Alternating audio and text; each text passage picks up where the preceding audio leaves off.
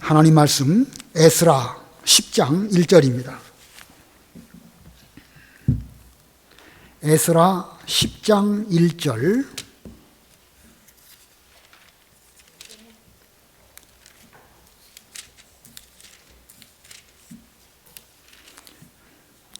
(17절까지) 봉독하겠습니다. 에스라 10장 1절 말씀.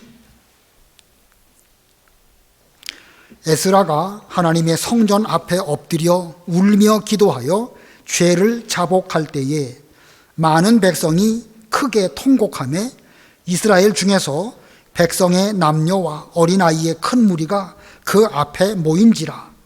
엘람 자손 중 여히엘의 아들 스가냐가 에스라에게 이르되 우리가 우리 하나님께 범죄하여 이 땅 이방 여자를 맞이하여 아내로 삼았으나 이스라엘에게 아직도 소망이 있나니 곧 내 주의 교훈을 따르며 우리 하나님의 명령을 떨며 준행하는 자의 가르침을 따라 이 모든 아내와 그들의 소생을 다 내보내기로 우리 하나님과 언약을 세우고 율법대로 행할 것이라. 이는 당신이 주장할 일이니 일어나소서, 우리가 도우리니 힘써 행하소서 하니라. 이에 에스라가 일어나 제사장들과 레위 사람들과 온 이스라엘에게 이 말대로 행하기를 맹세하게 하며 무리가 맹세하는지라. 이에 에스라가 하나님의 성전 앞에서 일어나 엘리야십의 아들 여호하난의 방으로 들어가니라. 그가 들어가서 사로잡혔던 자들의 죄를 근심하여 음식도 먹지 아니하며 물도 마시지 아니하더니 유다와 예루살렘에 사로잡혔던 자들의 자손들에게 공포하기를 너희는 예루살렘으로 모이라. 누구든지 방백들과 장로들의 훈시를 따라 3일 내에 오지 아니하면 그의 재산을 몰수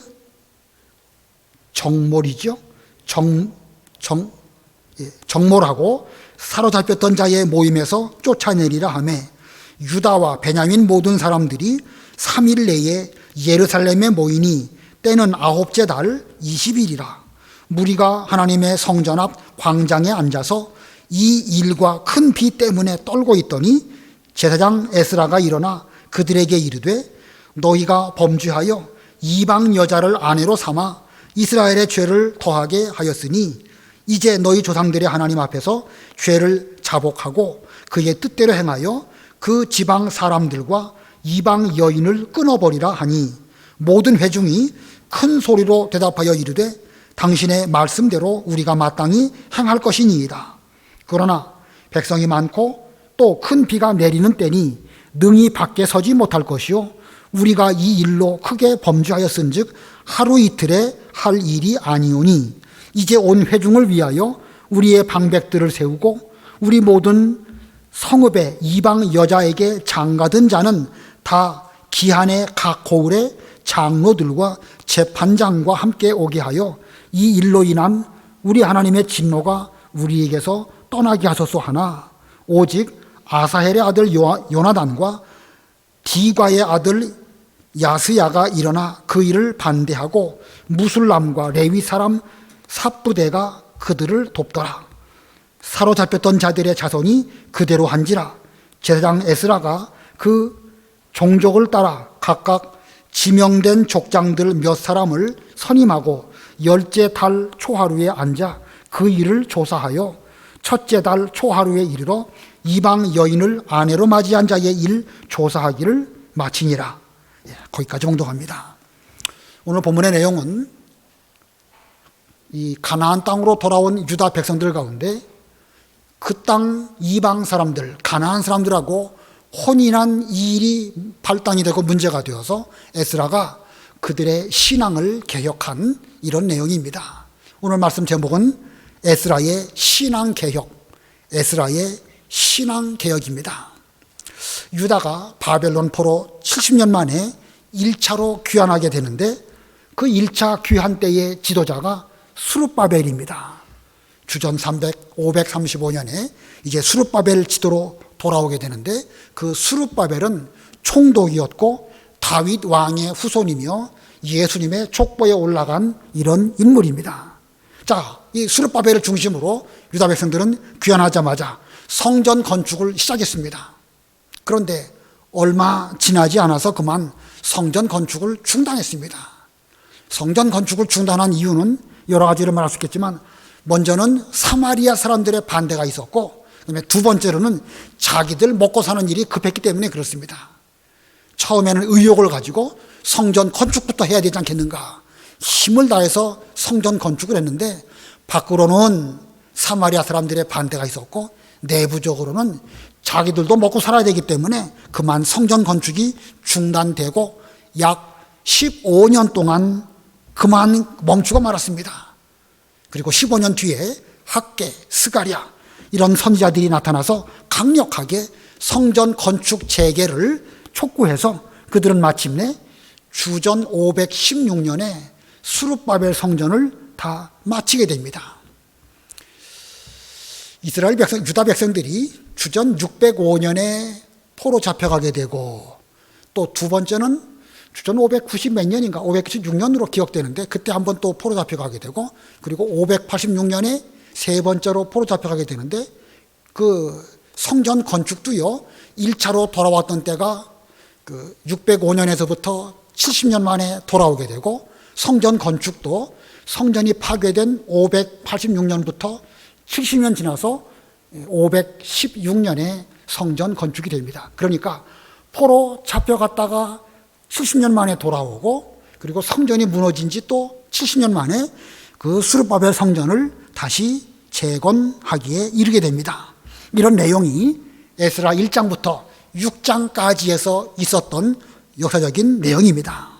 그리고 이제 이 에스라 7장에 이르러서 에스라라고 하는 이 인물이 처음 등장합니다. 7장은 아닥사스다 왕 7년이라 이렇게 기록하고 있는데, 연도로는 정확하게 458년, 주전 458년이니까 그 1차 포로 돌아온 때로부터 한 80년 지난 뒤의 일이고, 성전 건축한 때로부터는 한 60년 뒤의 일입니다.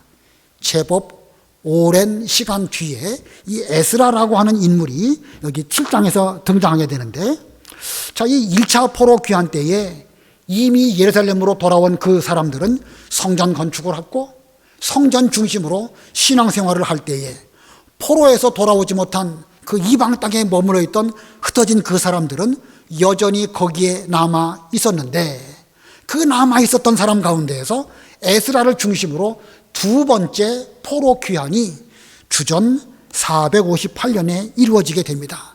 이것이 2차 포로 귀환입니다. 그러면 이 에스라라고 하는 인물은 어떤 인물일까? 그는 제사장이면서 학자입니다. 제사장인 걸 보면 그는 레위 지파 사람, 제사장 그 후손이었고, 또 한편으로는 학자였습니다. 에스라 7장 6절 7절 읽어보세요. 에스라 7장 6절. 이 에스라가 바벨론에서 올라왔으니 그는 이스라엘의 하나님 여호와께서 주신 모세의 율법에 익숙한 학자로서 그의 하나님 여호와의 도우심을 입음으로 왕에게 구하는 것은 다 받는 자이더니, 아닥사스다 왕 제7년에 이스라엘 자손과 제사장들과 레위 사람들과 노래하는 자들과 문지기들과 느디님 사람들 중에 몇 사람이 예루살렘으로 올라올 때에, 좀 지나가서 10절과 11절 읽어보세요. 10절. 에스라가 여호와의 율법을 연구하여 준행하며 율례와 규례를 이스라엘에게 가르치기로 결심하였었더라. 여호와의 계명의 말씀과 이스라엘에게 주신 율례학자요 학자 겸 제사장인 에스라에게 아닥사스다 왕이 내린 조서의 초본은 아래와 같으니라.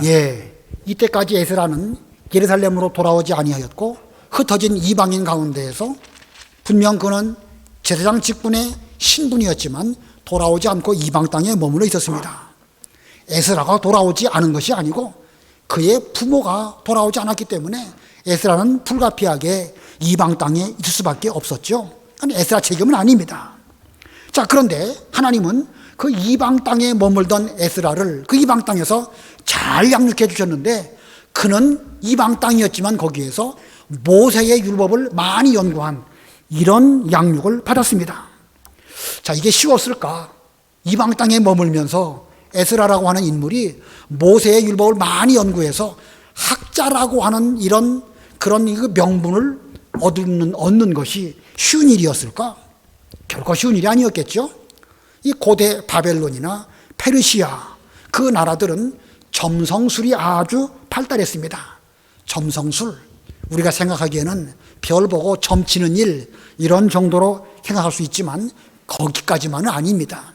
그들은 별을 연구하고 별이 어떻게 돌아가는지를 발견하고 그리고 시간을 연구하고 달력을 만들고, 그래서 그 즈음에 만들어진 달력은 상당히 정교한 그런 달력이었고, 정확한 건 아니지만 오늘날 우리가 1분은 60초, 1시간은 60분 이렇게 60진법을 쓰는 것도 이 바벨론 혹은 그 당시에 페르시아 이런 지역에서부터 비롯된 것으로 알고 있습니다. 그런 면으로 볼 때에 바벨론, 페르시아 그 당시에 최첨단 과학이 발달한 그런 나라였습니다. 그런데 거기에 살면서 에스라가 모세의 율법을 연구한 학자가 되었다. 그리고 그는 자기가 하나님 앞에 제사장 직분을 맡은 그런 그 지파 사람인 것을 잊지 않았습니다. 그가 비록 아직까지 예루살렘으로 돌아가지는 못했지만 이방 땅에서 자기를 잘 만들고 준비하는 가운데 있다가 하나님의 그 섭리로 인하여 2차 포로 귀환이 되었을 때에 그는 많은 사람들을 이끌고 다시 예루살렘으로 돌아오는 그런 지도자가 된 것입니다. 특별히 그가 잘한 것은 아직까지 올라오지 아니한 그 유대인들 가운데에서 제사장, 레위인 이런 사람들을 많이 찾아가지고 그들을 데리고 올라왔습니다. 이게 2차 포로 귀환의 특징입니다. 물론 많은 유대인들이 있겠죠. 그러나 그 가운데 제사장, 레위인이 별로 많지 않은 것을 보고 사람들을 여기저기 보내가지고 그 아직도 잔존하고 있는 레위인들이 어디 살고 있을까 찾아서 권면해서 그들을 데리고 이렇게 예루살렘으로 돌아온 이런 일을 하였습니다. 이 에스라의 포로 귀환은 1차 포로 때 포로 귀환보다 한 80년 뒤의 일이고 성전 건축한 뒤 약 60년이 지난 뒤의 일입니다. 이 에스라가 예루살렘으로 돌아와서 가나안 땅으로 돌아와서 얼마쯤 지났습니다. 몇몇 방백들이 그 에스라에게 와가지고 그 당면한 심각한 문제를 말해줍니다. 에스라 9장 1절 읽어보세요. 9장 1절.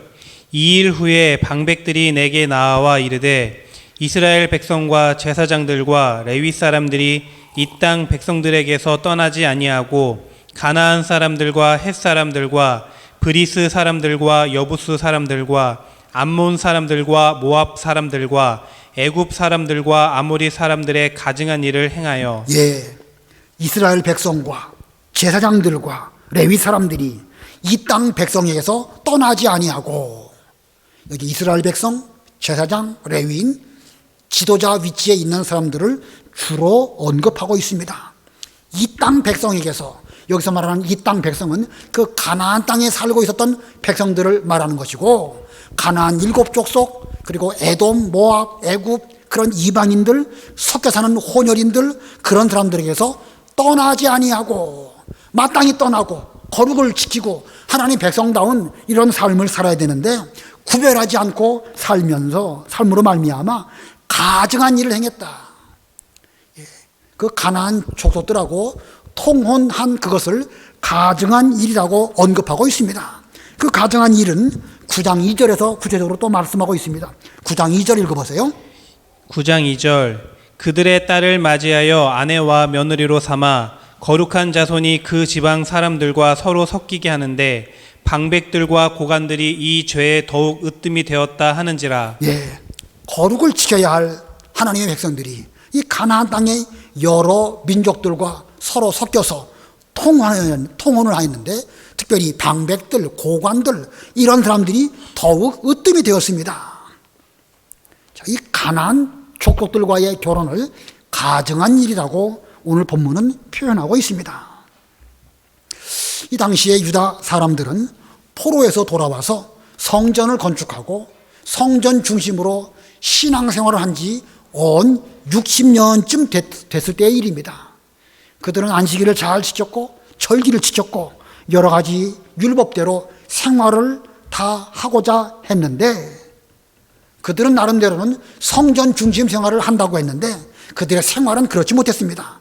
비록 그들의 중심에 눈에 보이는 성전은 있을지 몰라도 그들의 삶 가운데에 하나님의 말씀은 없었고 그리고 이 제대로 된 성전 생활은 하지 않은 가운데 있었습니다. 그들이 왜 그렇게 되었을까? 돌아와가지고 꿈에도 그리던 성전을 지었으면 성전 중심 생활을 잘 했어야 되는데 왜 그걸 못했을까? 여러 가지 원인을 미루어 짐작할 수 있겠는데 이방 땅에 가갖고 살다 보니까 이방인들하고 결혼하기도 하고 섞여 살기도 하고 그러다 보니까 그것이 별일 아닌 것처럼 느꼈을 것입니다. 더군다나 그들은 멀리 떠나서 타향살이를 하다 보니까 율법을 제대로 배우지 못했기 때문에 그만 눈에 보이는 성전은 잘 지었을지 몰라도 제대로 된 신앙생활, 거룩을 유지하는 그런 생활을 하지 못했습니다. 자, 그래서 그들에게는 지금 대대적인 신앙개혁이 필요합니다. 자, 대대적인 신앙개혁이 필요한데 그 신앙개혁을 어떻게 해야 되겠죠? 이거 고관들로부터 일반 백성들에 이르기까지 모든 사람들이 다 이미 가나안 사람들하고 통혼을 했고 결혼을 했고 심지어 자녀까지 낳았습니다. 이거 난감하지요? 이미 결혼했고 자녀까지 두었는데 이걸 어떻게 처리할까? 정말로 난감합니다. 오늘 본문을 보니까 이 신앙개혁을 위해서 한 일의 세 가지 단계를 말씀하고 있는데 세 가지 단계 중에 첫 번째는요, 에스라의 회개입니다. 에스라의 회개. 본인의 회개가 먼저입니다. 본문, 에스라 9장 3절 4절 읽어보세요. 9장 3절 내가 이 일을 듣고 속옷과 겉옷을 찢고 머리털과 수염을 뜯으며 기가 막혀 앉으니 이에 이스라엘의 하나님의 말씀으로 말미암아 떠는 자가 사로잡혔던 이 사람들의 죄 때문에 다 내게로 모여오더라. 내가 저녁 제사 드릴 때까지 기가 막혀 앉았더니. 에스라 본인은 이 죄하고는 아무 상관이 없습니다. 그는 제사장으로 학자로 율법을 잘 알고 에스라가 결혼한 것도 아니에요. 에스라는 정상적인 결혼을 한 사람으로 여겨집니다. 그러나 지금 백성들의 죄를 듣게 되었을 때에 그 죄가 얼마나 심각한지 그는 누구보다 잘 알고 있었기 때문에 자신의 옷을 찢고 머리털과 수염을 뜯으면서 기가 막혀가지고 저녁 제사 드릴 때까지 성전 앞에 앉아가지고 꼼짝도 하지 않았습니다. 과거에 자기들이 하나님 앞에 범죄함으로 나라가 다 망하고 성전이 다 무너지게 되고 바벨론 포로 생활했는데 이제 겨우 돌아와가지고 신앙생활 할 만큼쯤 됐는데 이거 엄청난 죄가 그들 사이에 들어온 걸 볼 때에 율법을 아는 에스라 입장에서는 여간 심각한 문제가 아닙니다. 말이 안 나와요. 말이 안 나오니까 기가 막혀가지고 성전 앞에 무릎을 꿇고 앉아가지고 저녁제사 드릴 때까지 있었습니다. 에스라가 이렇게 있는 모습을 보고 이 아까 읽은 9장 4절에 보니까 이스라엘의 하나님의 말씀으로 말미암아 떠는 자들이 다 에스라에게로 모여왔다. 하나님의 말씀으로 말미암아 떠는 자들, 괜찮은 사람들이죠. 적어도 말씀을 느끼고 적어도 말씀대로 살려고 노력하는 그런 사람들이 에스라에게로 몰려왔습니다. 그러나 그들은 지금까지 이방 사람들하고 혼인하는 그 문제를 저러면 안 되는데 라는 정도로 생각하고 그 일을 심각한 죄로 보지는 않았던 사람들입니다. 저러면 안 되는데 라고 생각하다가 에스라가 이렇게 옷을 찢고 머리털과 수염을 찢으면서 회개하는 모습을 보니까 아차 하는 생각이 그들도 들어가지고 우리가 너무나 방심했구나 생각하고 지금 에스라에게 나왔던 것입니다. 자, 이거 보면 말씀대로 똑바로 하면서 하나님 말씀 앞에 두렵고 떠는 이런 에스라 같은 한 사람이 중요한 것입니다. 온 나라가 다 방심하고 대수롭지 않게 여겨도 말씀 아닌 것은 분명하게 이건 말씀이 아닙니다. 말씀대로 하십시오 라고 분명하게 말하는 그런 한 사람 에스라, 자기의 죄로 여기면서 회개하는 에스라 같은 한 사람, 그 사람으로 말미암아 신앙개혁은 출발하게 되는 것입니다. 이 에스라의 회개는 이 많은 백성으로 하여금 통곡하게 만듭니다. 에스라 10장 1절 읽어보세요. 10장 1절 에스라가 하나님의 성전 앞에 엎드려 울며 기도하여 죄를 자복할 때에 많은 백성이 크게 통곡하며 이스라엘 중에서 백성의 남녀와 어린아이의 큰 무리가 그 앞에 모인지라. 예, 에스라 한 사람의 회개가 이스라엘 백성 중에서 남녀와 어린아이까지 그 마음을 움직이고 다 함께 나와서 회개하려고 하는 이런 태도를 취했습니다. 자, 한 사람의 분별력이 중요하고요, 한 사람의 회개가 이만큼 중요합니다. 에스라가 이만큼의 분별력을 가질 수 있었던 것은 율법을 많이 연구하고 알았기 때문에 그렇습니다. 그런 면으로 보면 아는 게 중요해요. 성경 공부, 주일 오전 예배하고는 또 약간 다른 각도가 있지만 성경을 많이 읽고 배우고 아는 거 아주 중요합니다. 이게 있어야 분별력을 하고 분별을 해야 회개하기 때문에 그렇습니다. 그러나 한 사람의 회개가 한 사람으로 그치지 않고 그 다음 단계로 넘어가야 되는데 그만 한 사람으로만 그친다고 하면 그거 심각한 문제가 되겠죠. 다음 단계로 또 넘어가야 됩니다. 두 번째로는요, 두 번째 단계는 스가냐의 동참입니다.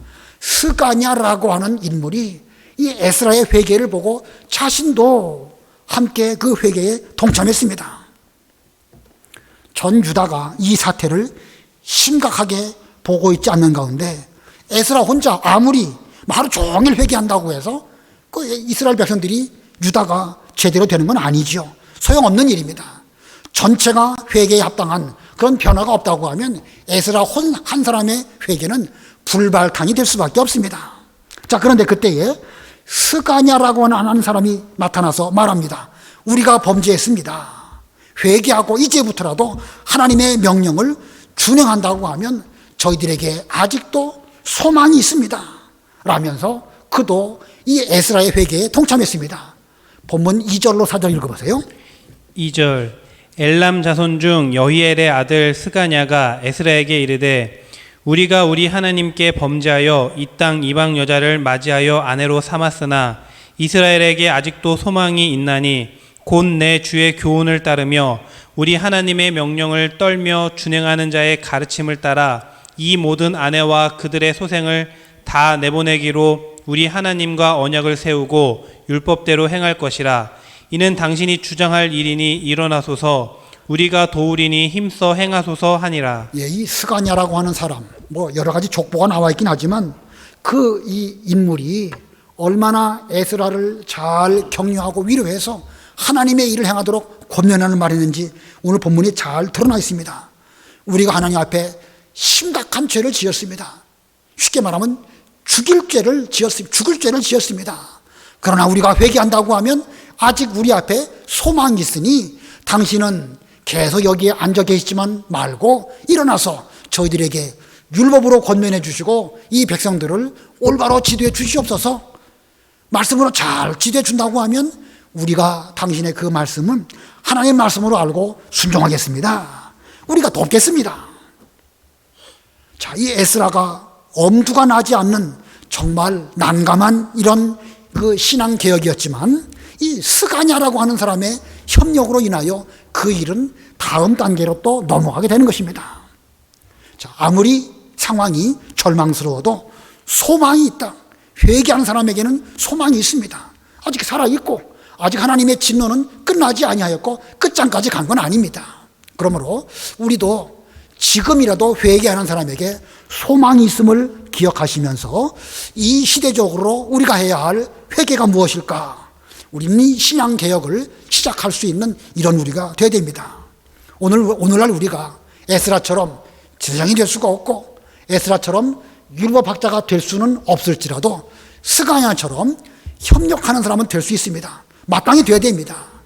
방관적으로 남의 일처럼 하지 말고 반대하시지 말고 이것이 하나님의 일일진데 협력하고 도와드리고 그리고 이 말씀이 어떤 그 지도자 사람의 말이 아니라 하나님이 세우신 하나님의 종의 말씀일진데 그 말씀을 잘 순종하는 스가냐 같은 이런 협력자가 되어야 됩니다.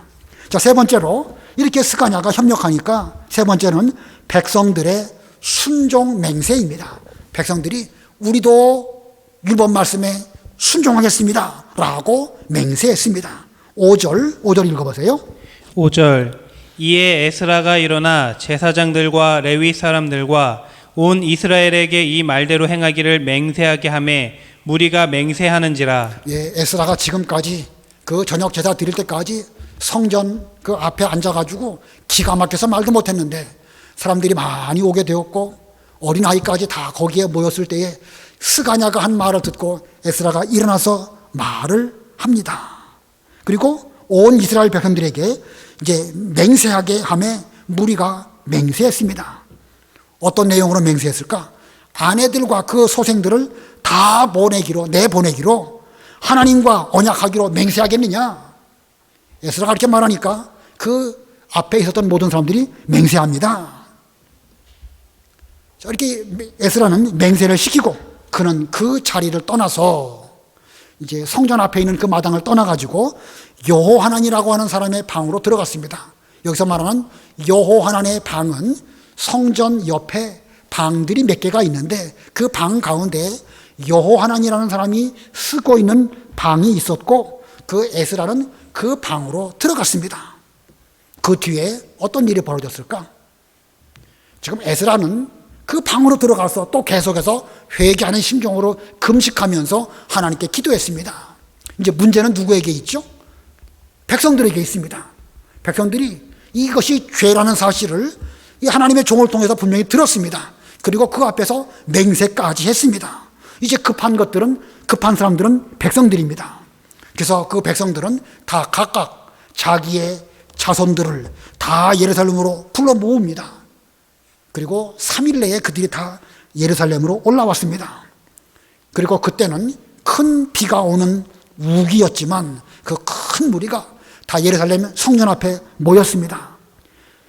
그리고 모여있는 그때에 방 안에서 금식하고 있었던 에스라가 계속 방 안에 머물지 아니하고 일어나서 그 모두에게 죄를 회개하고 이방 여인을 다 끊어 내버려라 이렇게 말합니다. 그랬더니 온 회중이 거기에 반응합니다. 당신의 말씀대로 마땅히 그렇게 행하겠습니다. 그러나 이 일을 행하기에 지금은 너무나 비가 많이 오는 때이기도 하거니와 이 일은 결혼의 문제이기 때문에 우리 그 아내들과 자녀들을 내보내는 일은 하루 이틀에 할 수 있는 일이 아닙니다. 저희들이 이 일을 추진하기 위해서 방백을 세우고 방복의 그 관리 감독 속에서 이 일을 집행하겠습니다 라고 말을 합니다. 본문 16절 17절 우리 다 같이 합독하십니다. 16, 17 시작. 사로잡혔던 자들의 자손이 그대로 한지라 제사장 에스라가 그 종족을 따라 각각 지명된 족장들 몇 사람을 선임하고 10째 달 초하루에 앉아 그 일을 조사하여 첫째 달 초하루에 이르러 이방 여인을 아내로 맞이한 자의 일 조사하기를 마치니라. 자, 누가 이방 여인과 결혼했을까? 이 결혼하는 문제를 어떻게 처결할까? 통계를 잘 뽑은 것입니다. 여러 달 거쳐가지고 이 모든 일을 다 조사함으로 말미암아 이제 에스라의 신앙개혁이 이렇게 진행이 되었습니다. 자, 이 사건에서 이 에스라의 이와 같은 신앙개혁이 단번에 잘 끝났을까? 각 집마다 그 두려운 이방 여인, 아내들을 다 내쫓고 그 아들, 딸들도 잘 단번에 내보냈을까? 이 에스라 성경 그 이후에는 더 이상 언급이 없습니다. 잘했는지 잘못했는지 완전히 단번에 끝을 보았는지 아니면 질질 끌었는지 더 이상 에스라 성경에는 그 말씀이 없는데 이 느헤미야 때에 넘어가면 같은 문제가 또 발생합니다. 이 느헤미야 13장에 보면 같은 내용이 나오는데 그때는 이 에스라 때보다 한 13년 뒤의 일입니다.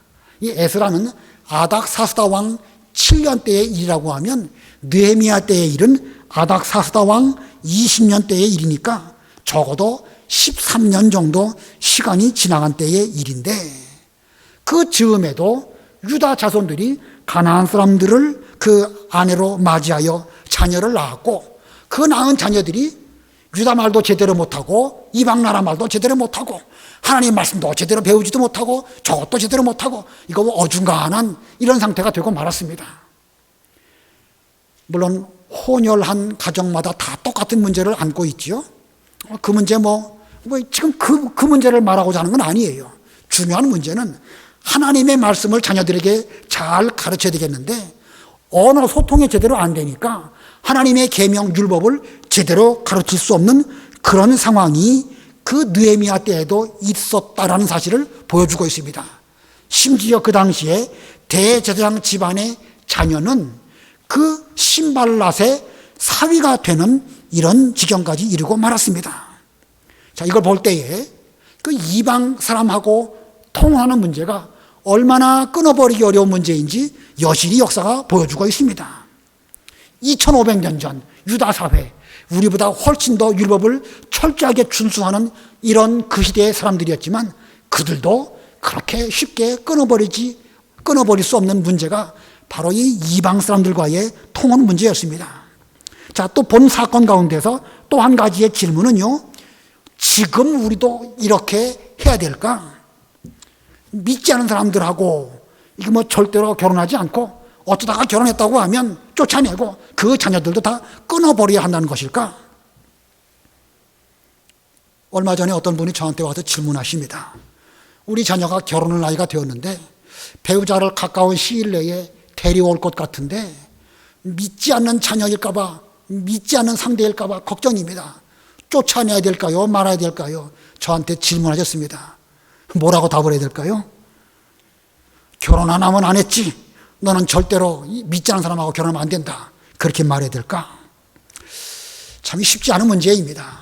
또 우리는 이 구약 성경의 어떤 일부만을 인용해서 지금도 반드시 그렇게 해야 된다. 이렇게 말해서도 안 됩니다. 성경에는 이방 여인을 아내로 두지 말라고 하신 말씀 여러 군데 있기는 있습니다. 심지어 아브라함 같은 경우도 그 애굽 여인 하갈과 결혼했다가 나중에 하갈도 내쫓고 이스마엘도 내쫓았지요.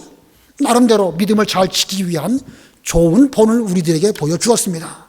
그러나 성경에는 또 다른 면도 있습니다. 모압 여인 룻을 아내로 맞이하였고 여리고의 기생 라합을 또한 아내로 맞이한 일도 성경에는 있습니다. 느헤미야 뒤에 나오는 에스라 성경, 에스라라고 하는 여인, 에스더죠. 에스더라고 하는 여인, 그는 아닥사스다 왕의 아내, 곧 왕비가 되었습니다. 왕비가 된 것은 잘한 일이지만 그것도 율법적으로 볼 때에 이방 사람하고 결혼한 것이니까 그것도 또 율법적으로 볼 때는 좀 뭔가 좀 그렇죠. 예. 우리는 이런 종합적인 면을 보면서 이 시대, 에스라 시대에 그 속으로 들어가서 그 분위기 속에서 철저하게 율법대로 결혼을 시키려고 했던 이런 정신, 그 정신을 본받아야 하는 것이지 지금도 똑같이 그래야 됩니다. 이방 사람하고 어쩌다가 결혼했다고 하면 이혼해야 됩니다. 이렇게 말한다고 하면 율법의 어느 한편을 지킨다고 하다가 다른 면을 또 놓치고 마는 거예요. 잘못하면 한쪽 율법을 지킨다고 말하면서 이혼하는 일이 벌어지게 되는 것이겠죠. 또 다른 계명을 범하게 되는 것입니다. 아무튼 이 당시에 이 에스라 선지자 그 시대에 눈에 보이는 성전을 세우기보다는 옳지 못한 것을 끊어버리고 개혁하는 이 일이 훨씬 더 어려웠다는 사실을 우리는 본문을 통해서 배워야 됩니다. 그러므로 우리는 에스라처럼 율법, 하나님 말씀을 잘 배우고 연구해서 먼저 분별력을 가지고 그 분별력대로 우리 자신의 죄를 돌아보고 에스라처럼 먼저 내가 회개하고 내가 먼저 회개할 때 또 돕는 사람이 스가랴처럼 회개하게 될 것이고 많은 사람들이 그 신앙 개혁에 동참하게 될 것입니다. 오늘날 우리도 여러 가지 면에서 개혁이 필요한 이런 시대에 살고 있습니다.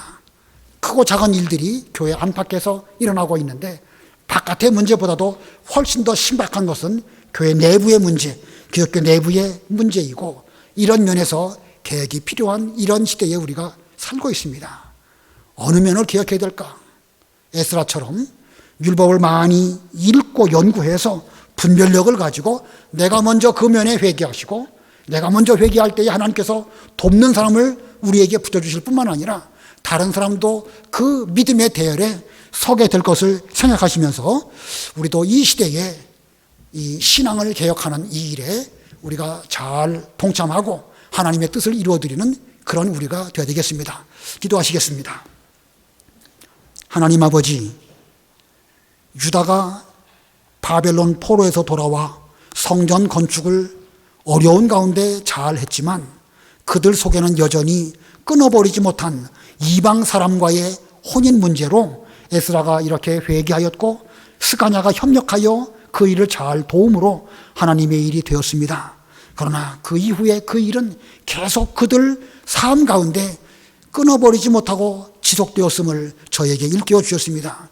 하나님, 오늘날 이 말씀이 저희들에게 무엇을 교훈하고 있는지 잘 듣고 깨닫고 분별해서 저희가 먼저 회개하고 저희가 먼저 신앙개혁에 앞장서는 하나님의 사람들 되게 해 주시옵소서. 저희가 이 일을 잘 감당하고 서로 협력할 때에 부족하지만 이 시대에 저희와 저희 교회가 이 시대의 남은 자 바벨론에 있는 교회가 될 줄을 믿습니다. 하나님, 우리 모두에게 용기 잃지 않게 해주시옵시고 성경을 읽고 깨닫고 깨달은 대로 순종하는 하나님의 사람들로 붙들어 주시옵소서. 예수님의 이름으로 기도드리옵나이다. 아멘.